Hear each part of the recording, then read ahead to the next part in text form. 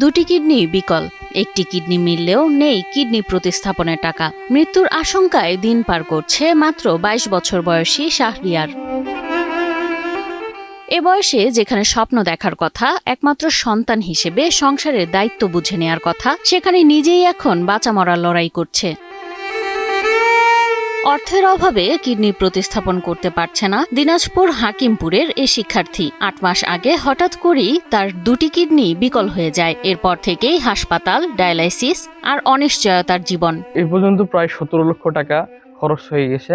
এখন খুব শোচনীয়, কারণ আমার ট্রিটমেন্টের জন্যই সব টাকা ব্যয় হয়ে যায়। কখনো কখনো বাসার খরচ যে হবে সেই খরচের টাকাটাও থাকে না। সপ্তাহে ৩ বার ডায়ালাইসিস, যা শুধু কষ্টই নয়, ধীরে ধীরে নিঃশেষ করে দিচ্ছে পরিবারের শেষ সম্বলটুকু। সপ্তাহে ৩টা ডায়ালাইসিস দিতে হয়, এতে করে খরচ হয় ১০,০০০, যা আমার পরিবারের পক্ষে প্রায় অসম্ভব হয়ে পড়ে। কখনো ধার দেনা করে চলতে হয়। একমাত্র ছেলেকে বাঁচাতে জমি বিক্রি করেছেন বাবা। মায়ের গহনা গেছে চিকিৎসায়, তবুও আজ থমকে গেছে সব। কারণ কিডনি পাওয়া গেছে, কিন্তু নেই প্রতিস্থাপনের টাকা। আমার সন্তানের চিকিৎসার প্রয়োজন। আমাদের যা কিছু ছিল আমরা সর্বোচ্চ দিয়ে চেষ্টা করেছি। জমি জমা, গরু, ছাগল, মোটরসাইকেল, আমার স্বামী, আমার সোনার গহনা সবকিছু বিক্রি করে আমার সন্তানের চিকিৎসা করছি। ১৭-১৮ লক্ষ টাকা শেষ করেছি। এখন আর চিকিৎসা চালা সম্ভব হচ্ছে না। চিকিৎসকদের মতে অপারেশনের জন্য প্রয়োজন প্রায় ২৫ থেকে ৩০ লাখ টাকা, যা এ পরিবারের কাছে স্বপ্নের মতো। আসলে আমার সমস্যা হচ্ছে দুইটি কিডনি ড্যামেজ। তো ডাক্তার বলছে অতি দ্রুত ট্রান্সপ্লান্ট করতে।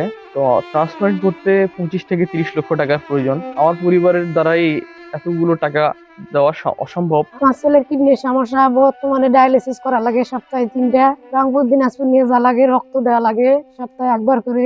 ঢাকায় ২ বার করে নিয়ে গেলাম, রংপুর, দিনাজপুর প্রায় যাওয়াই লাগে। ভারতে, বেঙ্গালুরুতে নিয়ে গেলাম। সব জায়গাতে একই কথাই বলে যে হয় ট্রান্সপ্লান্ট, নয় ডায়ালিসিস করে চালানো লাগে। ডায়ালিসিস করতে অনেক টাকা প্রয়োজন। তবুও হাল ছাড়েনি শাহরিয়ার। ইচ্ছে তার ভালো হয়ে আবার পড়াশোনা করবে আর মানুষের জন্য কিছু করবে সে। এ স্বপ্নই তাকে নিজের সাথে লড়াই করে যেতে সাহস দেয়। আমার ইচ্ছে হচ্ছে আমি সুস্থ হতে চাই, আমার পরিবারকে স্বাভাবিক সচ্ছল দেখতে চাই। ইন্টার পাস করার পর ভালো রেজাল্ট হলো, তারপর ইচ্ছে ছিল যে ভালো কিছু করব, বাবা মার মুখে হাসি ফোটাবো, দেশবাসীর জন্য কিছু করব।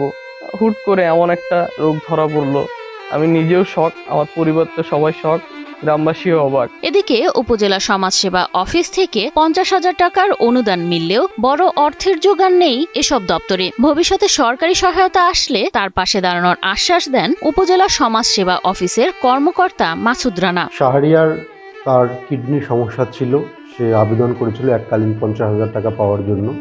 আমরা আবেদনটা যথাযথ কর্তৃপক্ষ জেলা পর্যায়ে পাঠিয়েছিলাম। এরপর বাংলাদেশ সরকারের পক্ষ থেকে, সমাজ কল্যাণ মন্ত্রণালয় থেকে যে এককালীন ৫০,০০০ টাকা দেওয়া হয়, ইএফটির মাধ্যমে সেটা সে পেয়েছে।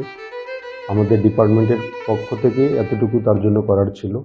আরও যদি কোনো সুযোগ থাকে আমরা ভবিষ্যতে সেই সহযোগিতাটা দেওয়ার জন্য তৎপর থাকব। এখন দেশের হৃদয়বান মানুষদের দিকেই তাকিয়ে আছে এ পরিবার। একটি সহায়তা বাঁচিয়ে দিতে পারে একটি তরুণ জীবন, একটি স্বপ্ন, একটি ভবিষ্যৎ। তো আমি বাঁচতে চাই, আমার আপনাদের সহযোগিতায় আমি বাঁচতে চাই। আপনারা যদি একটু মানবতার হাত বাড়িয়ে দেন, আমার সন্তান বেঁচে যেতে পারে।